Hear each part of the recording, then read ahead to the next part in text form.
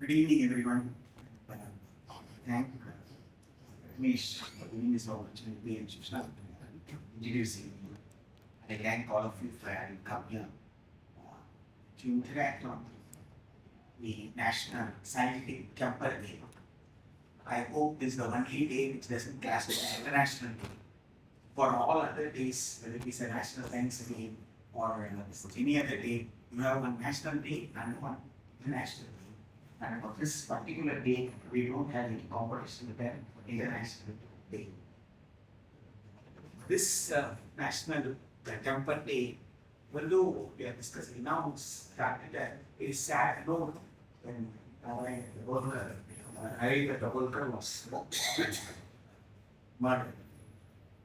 And it doesn't stop with Narendra Dabholkar.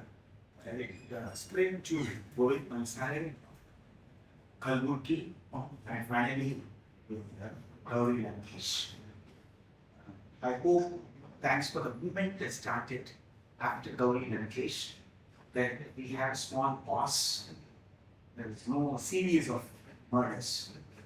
But we are told that the gun that was used in all the 4 murders was same. We are not sure about that. The newspaper reports on investigation the gun that was used was same. And the people behind it were same. The ideology behind it was same. And his memories, with all respects to his memories, we are observing this day as National Scientific Day. I just to see Albert Einstein and C.V. Raman in this context. Both are physicists. One who escaped from Germany, one who was not willing to be trapped by Hitler. And he came and settled down in America. But he faced all forms of humiliation in the state in which he got migrated. I do not think any other scientist would have suffered more humiliation than Albert Einstein. On the other side, I see C.V. Raman. C.V. Raman was born and brought up in India, and especially from South India. And he had a wonderful conversation with Mohandas Karamchand Gandhi.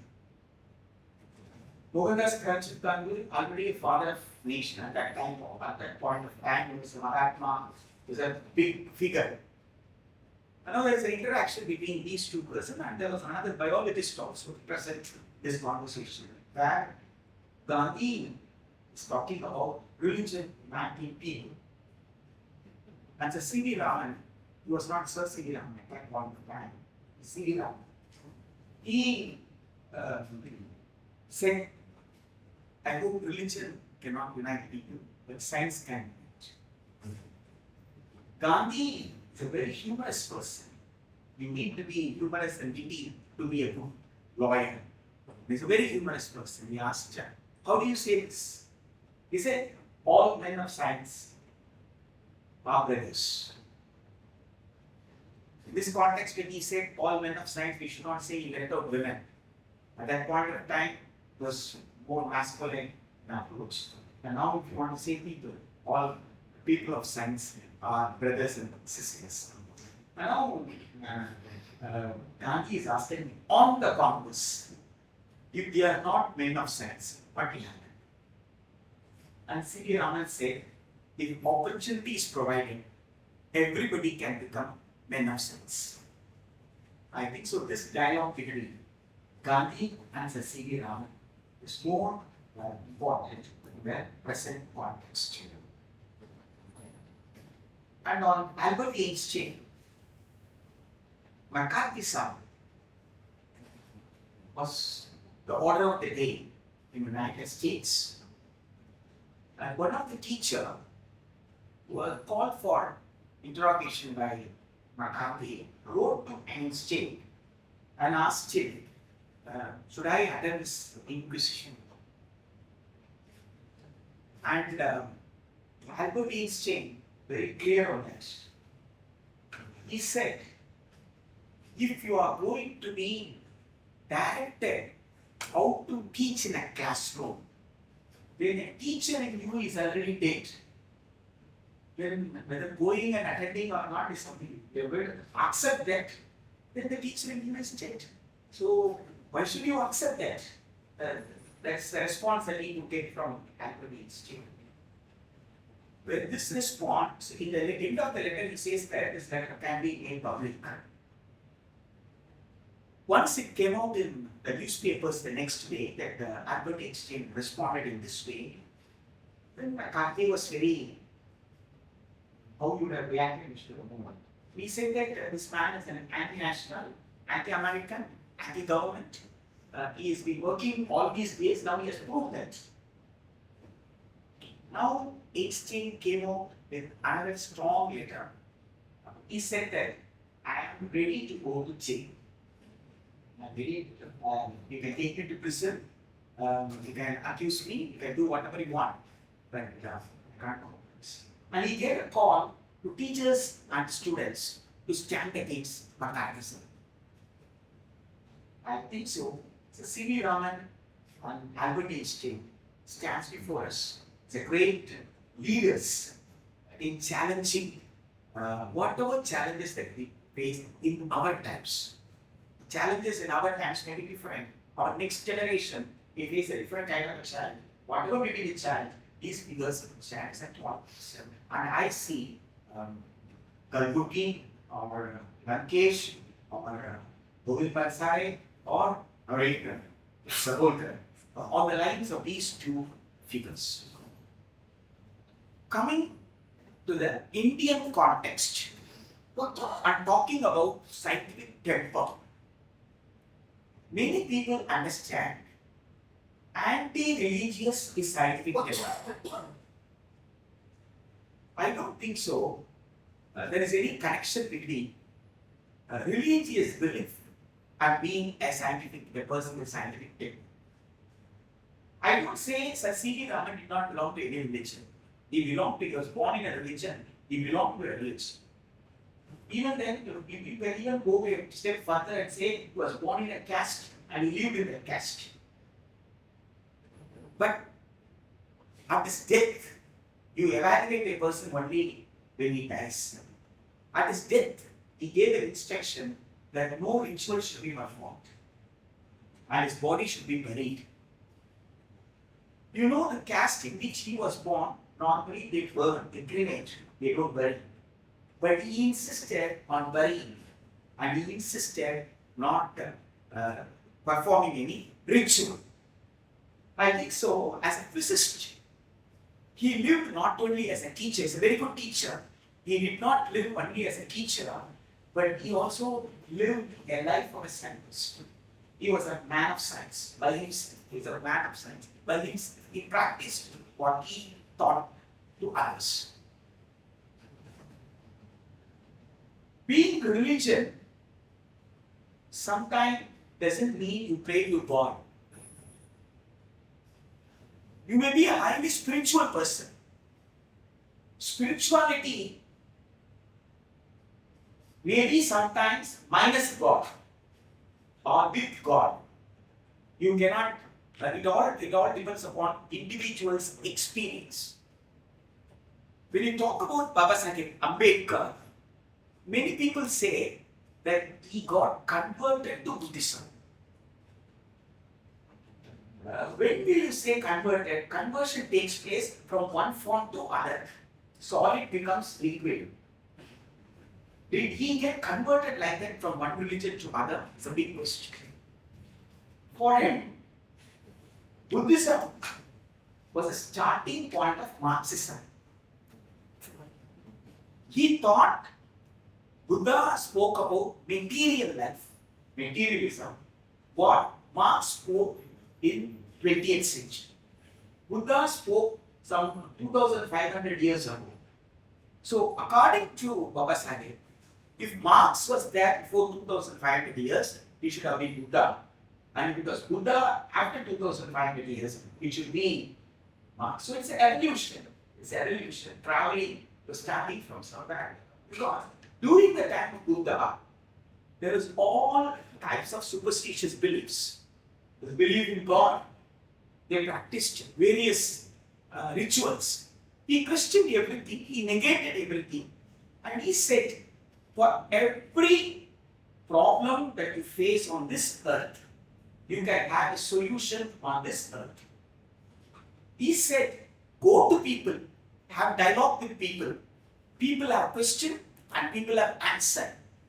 You can find out the question, you can find out the answer, come back, discuss, go back to the people and say what you learned to that people.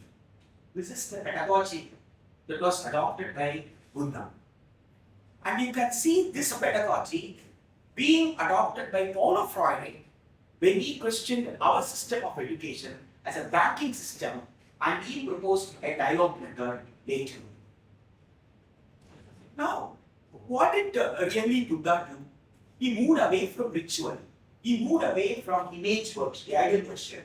He moved away from the Vedas. And he was exploring a life where every individual will be treated equally. So moving away from ritual, see in an Indian context, any ritual, it is masculine, where a woman doesn't have a leading role. A woman has to be dependent on men. And several things are said about Buddhism. There are versions where they say there is no equality of men and women in Buddhism also. There are certain versions. You see Buddhism before Mahayana form taking, right from Kanishka's period, Nagarjuna propounds Mahayana Buddhism. And before Buddhism, before Nagarjuna, there was some different form which was followed by Asoka. Now here what does Baba Sahib Ambedkar do is that he takes only Dhamma. Dhamma, many people consider as a religion. Dhamma is not a religion. Dhamma is something different. Dharma is something different. Dharma in Sanskrit is not Dhamma in Prakrit. Both have different meaning, cultural meaning, contextual meaning. So he takes Dhamma and he practices Dhamma. Soka practices only Dhamma.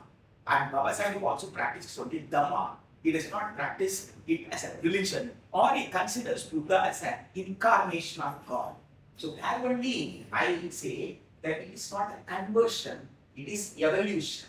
He is moving from one area, from other area. He is coming out of a religion. He wants to come out of a religion. He finds Buddha as an easier path.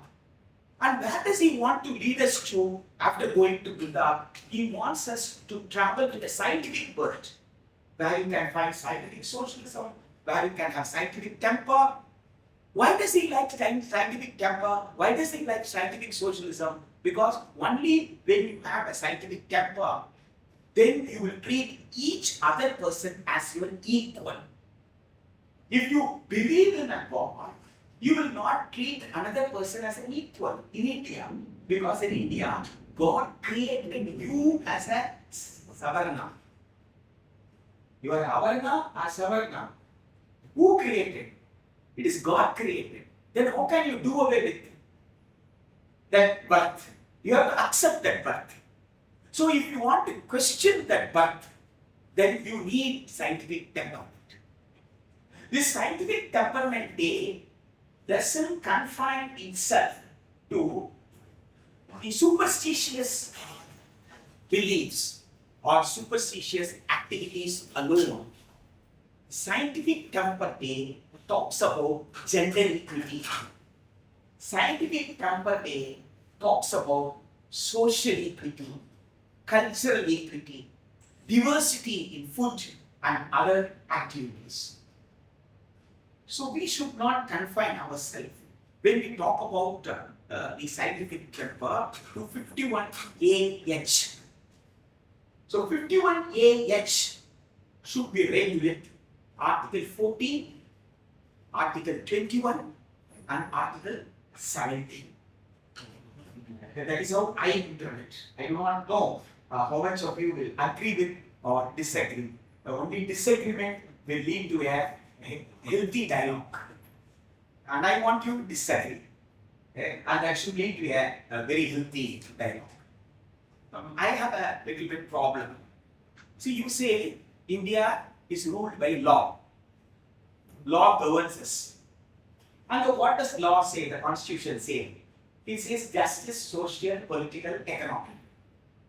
To make it a reality, you said Article 14, right to equality. Equality in every sphere. And you said freedom of life. And in 19 you said freedom of thought.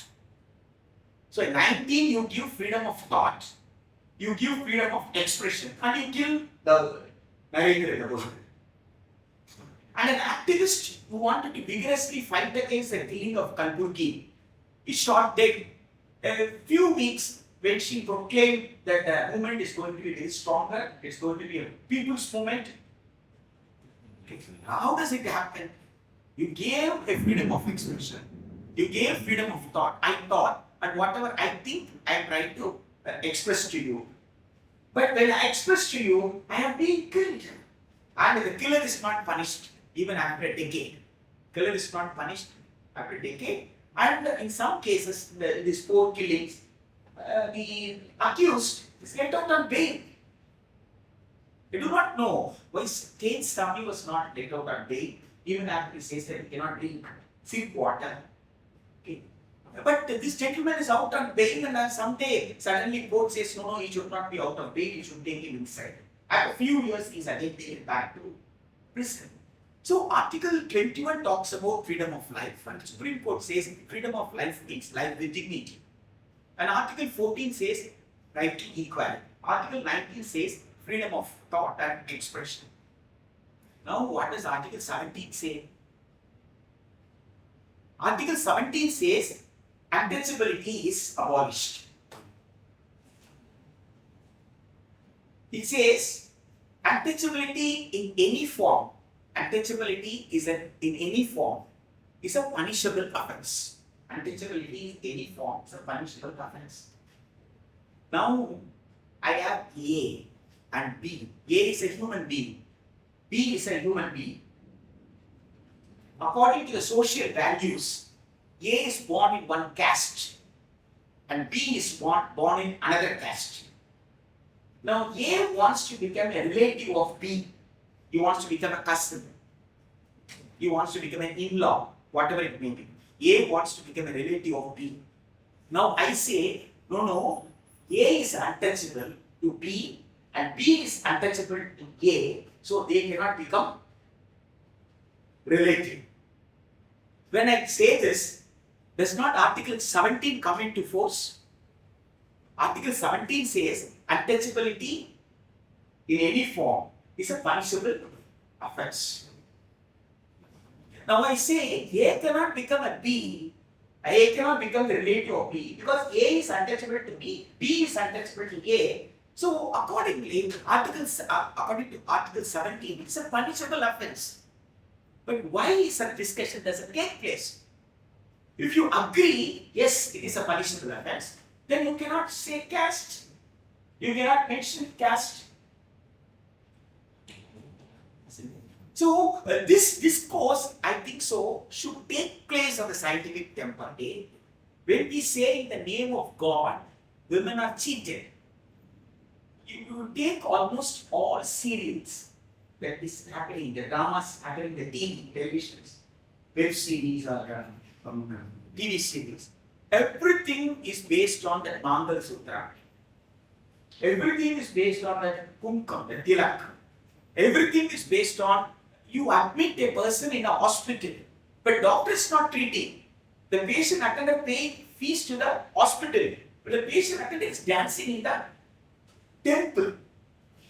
And at the end of the day, you say, the God has saved. What is the role of this MBBS doctor?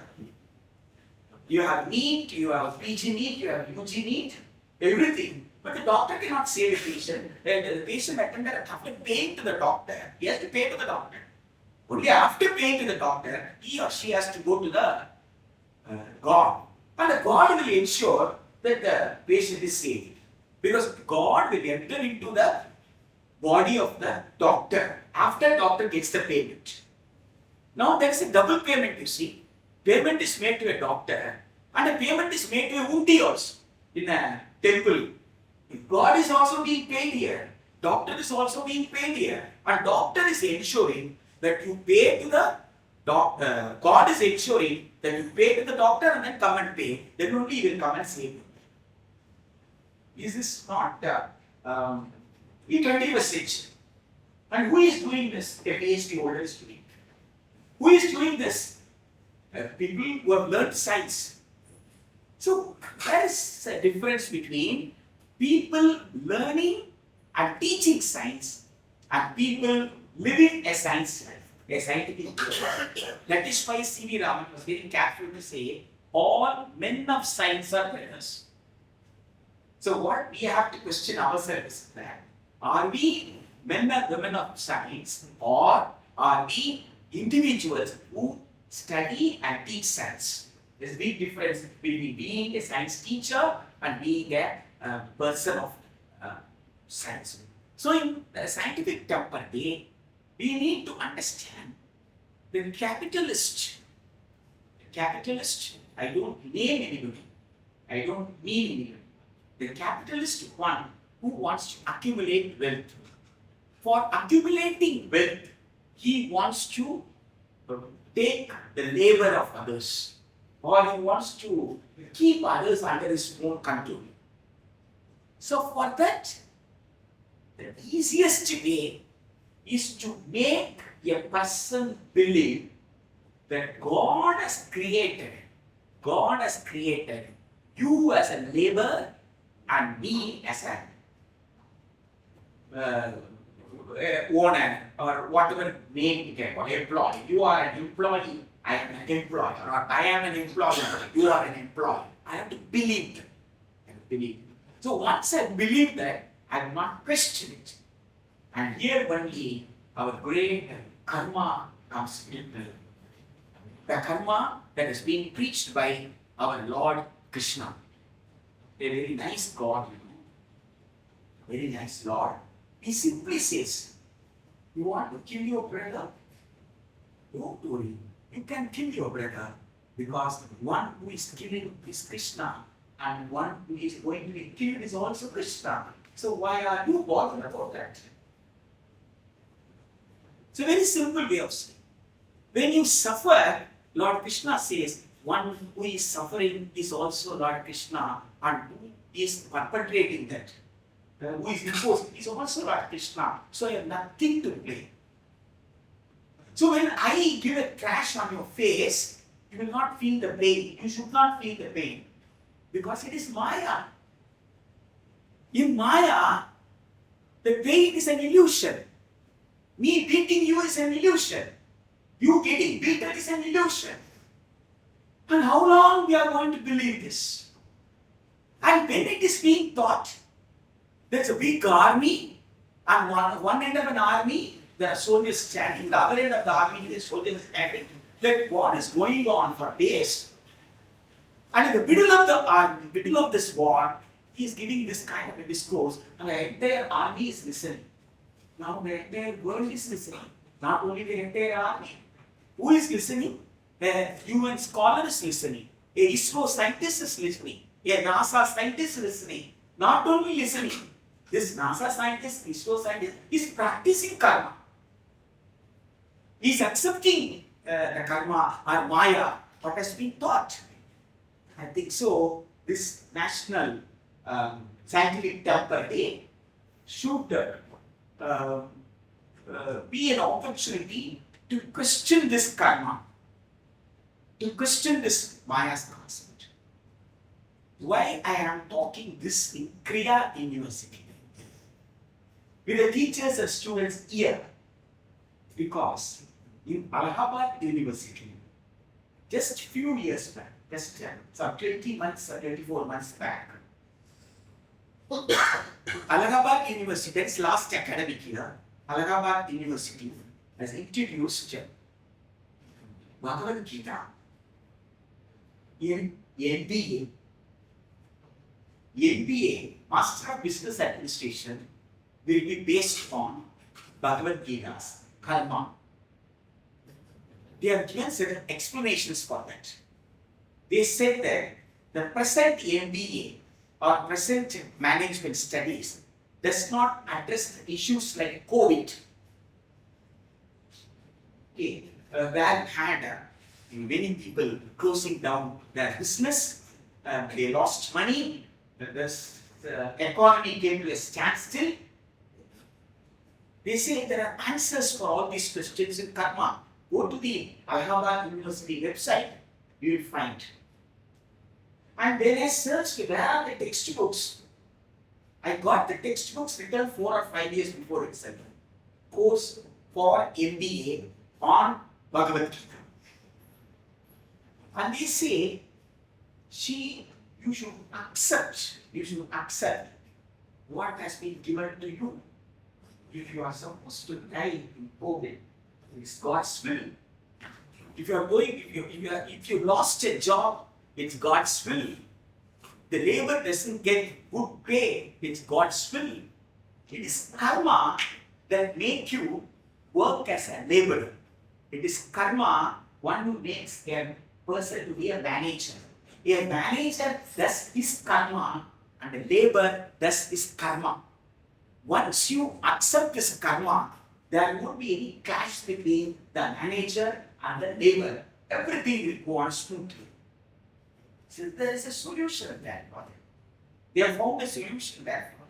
In the 21st century, I do not know how MIT in the United States is going to react to this, how London School of Economics is going to react to this, and I am not surprised if there is a Trump there who could hack this university to say it's a good idea, there's a solution even for American capitalists like this karma.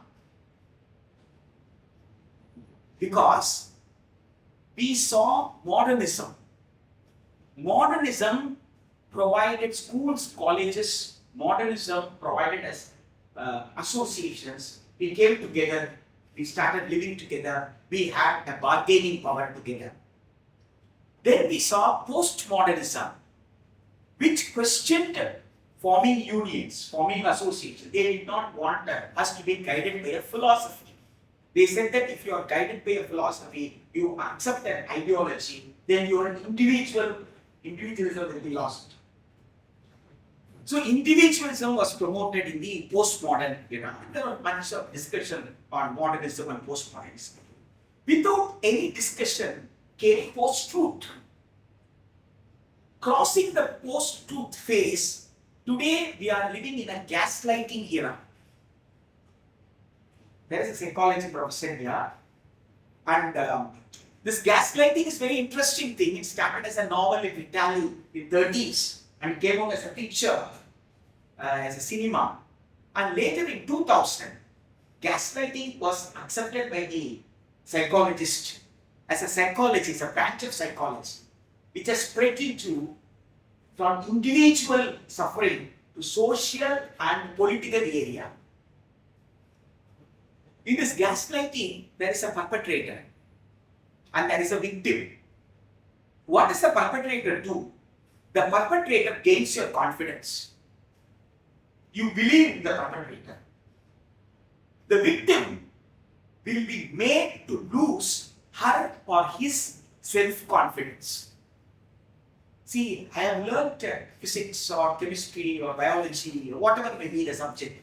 I think that I am a master in that. I have full confidence in my subject. Like Inish Pogan had confidence in a wrestling. So now what you have to do is that you have to break that confidence. You have to break that confidence.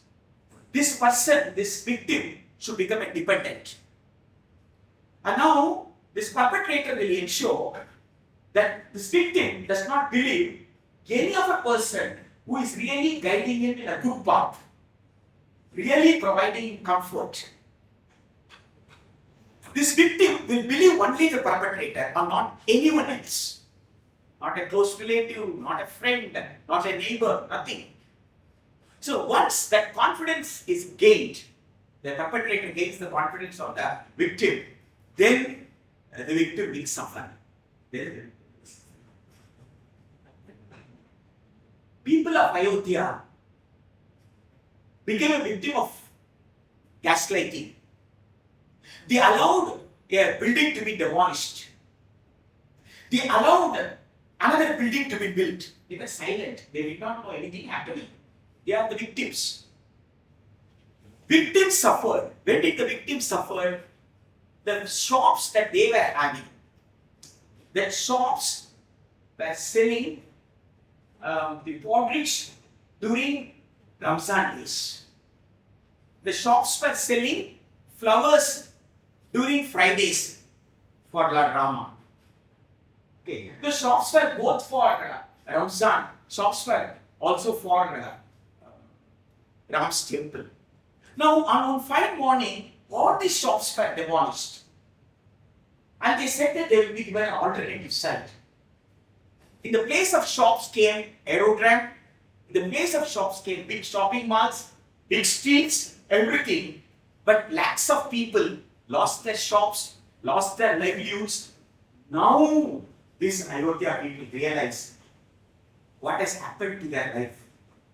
Okay. Once they realize, they have identified who is the perpetrator and they have seen that the perpetrator is defeated. Something has happened in Ayodhya.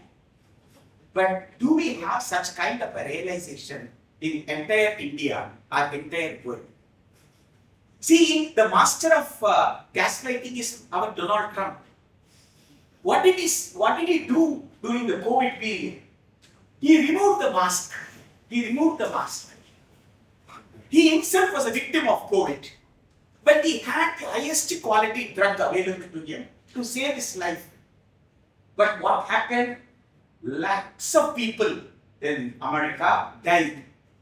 A country which can aid Israel to send 70,000 tons of bombs on Palestine.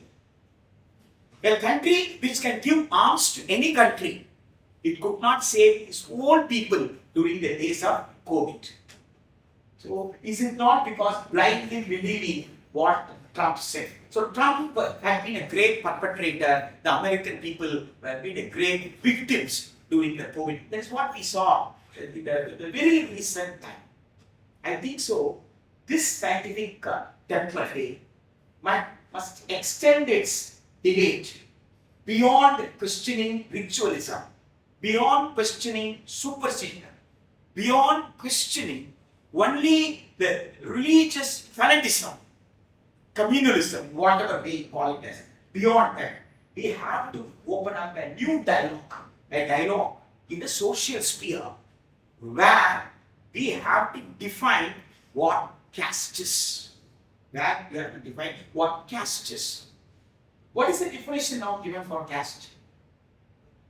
It's a order. It's a social order. It's a social structure. It's a social order. For me, you can at least call it as a disorder. You cannot call it as a social order. Caste, what in effect is doing, it is discriminating one person from another person. That means caste may be defined as a discriminatory social practice. It cannot be a social order. It cannot be a social structure. Even though it is a social structure, of course it's a social structure, but that social structure is based on discrimination. So caste should be defined as a discriminatory social practice. Caste, when seen through the lens of Constitution of India, it is illegal because it is based on untouchability.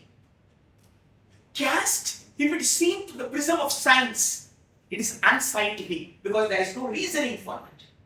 How can you say someone born as an untouchable will remain as an untouchable? How can you say someone born as a backward will remain as a backward? How can you say someone as born as something superior in social order, social hierarchy will remain in a higher platform forever? How can it be?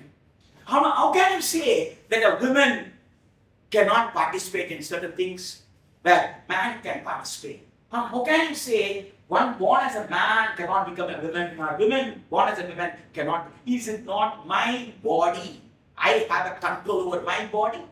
It is not I who should decide whether I am a man or a woman, how I should look, how I should dress. Is it not my right to say? Well, who are you to decide how I should be a man or a woman? To your eyes, how I should. You cannot decide. I am not bothered about your eyes. I am bothered about myself. So this scientific debate should raise the gender equity question. This scientific debate must raise questions about social equity. The scientific debate should raise questions on how the religion is being used as a platform to ensure the people do not think beyond certain extent. Whatever you think, it has to surrender to the religious practices, and you cannot go beyond that beliefs what people have. And when you talk like this anywhere, so later, some days later, it can happen even here. I'm not sure about it. And even today also it can happen. If somebody records, somebody puts it in a social platform, somebody becomes a discussion, may be seen as something against what purpose you are being enrolled in this institute, what purpose you have come over here. The person I told who wrote letter to Albert Einstein, he was a teacher. From 6 months before the letter came to him, some 6 years before the letter came to him, he had delivered a lecture to a group of teachers on intellectual understanding, intellectual freedom, and diversity. Diversity of race. How educational institutions should be diverse. More diversity should be in learning. How we should accommodate everybody. How you should treat everybody. For that, what kind of intellectual freedom teachers should have. This is the lecture that he has delivered. Now, in the eyes of McCarthy, this lecture is anti-American. That is what is stated in the letter. You are anti-American. You have discussed something against the American values.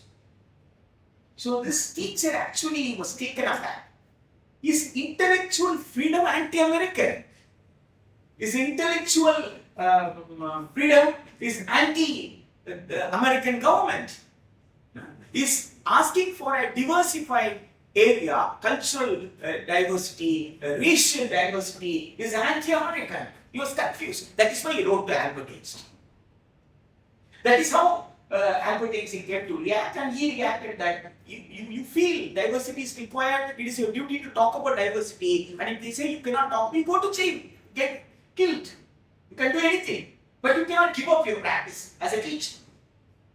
After TMA Pi case, teaching has become an occupation. Teaching is no more a profession. But for Einstein, teaching is a profession. So when you say profession, you practice your profession. You don't have that for your living. Since I am a teacher, I go and teach. I am a journalist, I go and write. I am a writer, I go and do my cultural activity as a writer. So that is my profession. I practice my profession. But here, after TMA Pi, it is no more a profession. It has become an occupation. Once it has become an occupation, I earn for my living. So anybody can do it as a business. So once education becomes a business, there is no intellectual freedom. You cannot be an intellect. You have to be submissive to what your institution wants you to do. You have to be submissive to what your government wants you to do. Narendra Dabholkar, whose memory we are observing this National Scientific Day, was a physicist, was a physician by practice. And he was treating people. He knew their health issues of the people. When he was practicing as a doctor with the people, he understood the social issues. He has spoken about social equity. He has spoken about how social equity is not possible as long as there is religious fanatism. How social equity is not possible as long as there are rituals which are superstitious, which has no scientific values, which are trying people to something that they cannot come out of it. However rich, however well-informed, however affluent they are, before ritual they are nothing. They have to surrender to the ritual. So he worked in all the three planes. He worked as a professional. He was a professional basically. He did his duty as a professional. He never sold his his knowledge. He never sold his knowledge. It was not a market good for him. Number two, he's an activist. He's an activist, a social activist. And number three, he is a scientist. He is a man who practiced scientific temper. And he wanted that scientific temper to be practiced by every individual. I feel we can close open for some discussion on this that will be more better if some like come. What is the TMA by argument? That is the 11th judge bench. Karnataka, you had a Ujini jail case where a student who was denied a medical admission approached the Karnataka High Court to say that I have secured so much mark, but I am denied admission. But a person was secured less than me was able to secure admission because he was able to pay the money, but I am not able to pay the money. So I have a right to seek medical admission based on my marks. Now, in the Mohini jail case, after the Karnataka High Court judgment, it went to Supreme Court, and the Supreme Court three-judge bench, it said that education is a fundamental right. So It declared education is a fundamental right. student chance to pursue. That's a big deal. Student did not get a seat. The petitioner did not have an opportunity because He lost before that, he lost the age, and before the case could be completed, the academic year also ended. So there is no solution for the prayer. There is no justice for the prayer. But the prayer opened up a big question, and the Supreme Court declared education is a fundamental right. Now, all the big people who are running education institutions, they got afraid. They approached the Supreme Court. That is famous Unnikishnan case. Unnikishnan case is owner's case. Mogini chain is a student's case. Student case got as a judgment that education is a fundamental right. It is no more a pious prayer under Article 45 of the Constitution. It is not a directive principle. Now it is a fundamental right under Part 3. Now when Unnikishnan came, Supreme Court was convinced. See, Mogini chain, it's okay till 14 years. So they did not touch Article 45. Till 14 it can be a fundamental right. Beyond 14, it is according to the economic capacity of the state. Nobody can compel. So many people say, Unnikishnan, it's a dilution. It's a dilution. So many people celebrate Unnikishnan, but Unnikishnan actually is a dilution. So the owners of the institution were not satisfied. They went for appeal again. Now it is a 5-bench Unnikishnan. So it's a larger bench, 11 bench. This 11 bench sat the TMA Pal case. They have been decided. They never bothered about Article 14, Article 21, Article 45, the Article 19. These were not discussed in TMA Pal. But this 21, 14, etc. were discussed in that is in Mohini jail. Mohini jail and to some extent in the Unnikishnan. But none were discussed here. Here only 19(1)(g) was discussed. 19(1)(g), that is whether education is a profession or occupation. It's a voluminous judgment. They went into the dictionary of almost all languages. Especially the English language, they explored the dictionary to find out what is the real meaning for profession and what is the real meaning for occupation. Summing up all the meanings together, they said education is an occupation. That is the starting point of commercialization of education. 2002 Supreme Court judgment gave it.